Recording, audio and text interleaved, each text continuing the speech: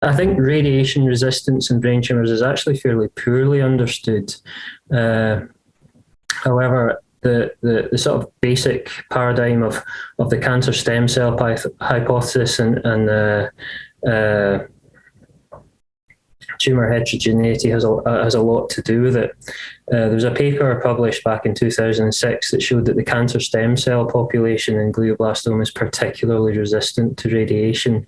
And the reason that subpopulation is so resistant is because they've activated all of their DNA repair pathways.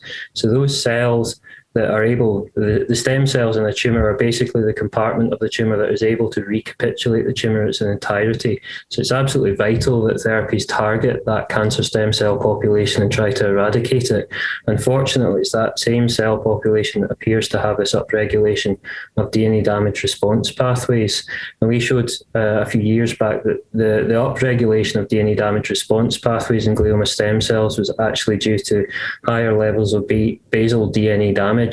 So the DNA damage, which was incurred by these cells during their normal replication of DNA during S phase, was somehow activating their DNA damage repair machinery and sort of priming them to deal with the damage that we inflict on these cells with radiotherapy.